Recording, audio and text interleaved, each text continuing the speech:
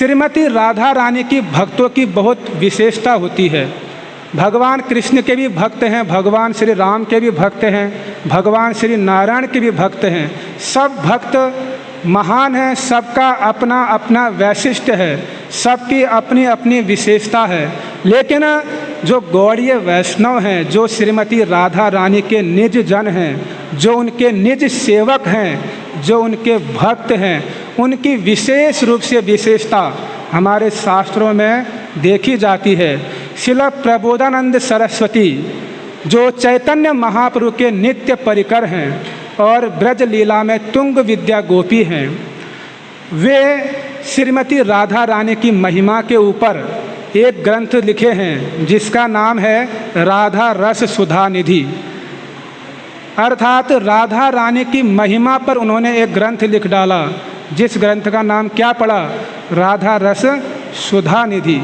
उसमें वे वर्णन करते हैं कि राधा रानी के जो दासियां हैं, जो राधा रानी की सेविकाएं हैं, जो राधा रानी के भक्त हैं, उनकी कितनी महिमा।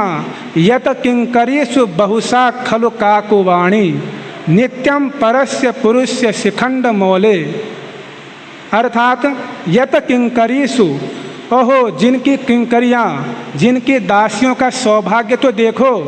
बहुशा खलु काकुवाणी, जिनके दासियों का सौभाग्य कितना श्रेष्ठ कि नित्यम परस्य पुरुष्य शिखंड मौले, जो मयूर पिच्छधारी श्याम सुंदर हैं, ऐसे श्याम सुंदर भी उन दासियों के चरणों में काकुवाणी रोते रोते गिड़गिड़ाते हुए गिर रहे हैं, अनुनय विनय करते हैं कि हे दासियों, हे रूप मंजरी, हे रति मंजरी, आप क्या करो, मुझे श्याम सुंदर से मिला दो, मुझे श्याम सुंदर के पास जाने दो।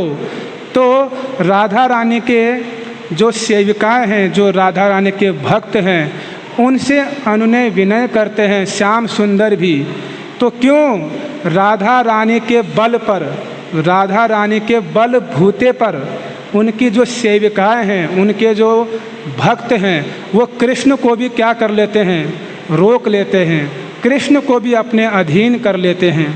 तो ये लीलाएं जो हैं हमारे वैदिक शास्त्रों में, विशेषकर श्रील रघुनाथ दास गोस्वामी, श्रील रूप गोस्वामी, जो हमारे वृंदावन के षड गोस्वामी हैं, उन्होंने अपने ग्रंथों में इन लीलाओं का विशेष रूप से वर्णन किया है।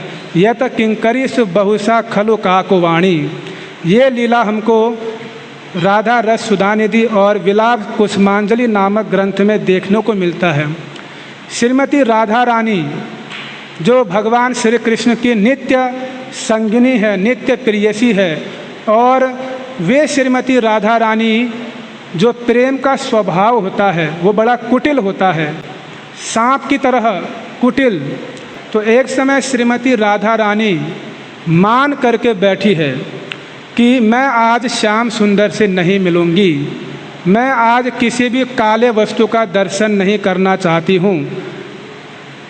मेरा बस चले तो मैं अपने आँखों की जो पुतलियाँ हैं इनको भी कलर कर दूँ, मुझे काले वस्तु का दर्शन नहीं करना।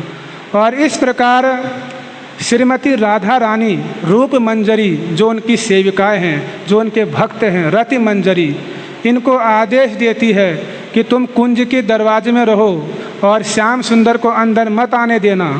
तो इस प्रकार राधा रानी की आज्ञा के अनुसार रूप मंजरी, रति मंजरी निकुंज कुंज के गेट में खड़ी हो जाती हैं और श्याम सुंदर आते हैं और उनको अंदर प्रवेश नहीं करने देती हैं वो सेविकाएं, वो राधा रानी के भक्त। इसीलिए ये श्लोक प्रकट हुआ है, यत किंकरीषु बहुशा खलु काकुवाणी।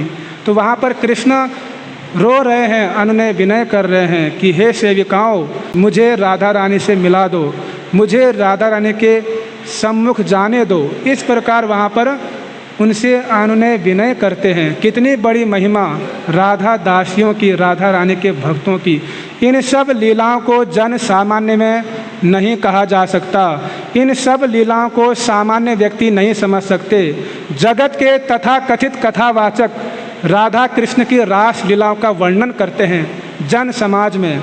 इन सब दिव्य लीलाओं को समझने के लिए हमें भक्ति के सिद्धांतों का पालन करना होगा और साधन भजन करना होगा, गुरु वैष्णव के सेवा करनी होगी, उनका संग करना होगा, तब जाकर हम इन सब लीलाओं को श्रवण कर सकते हैं, इन लीलाओं को हम आस्वादन कर सकते हैं।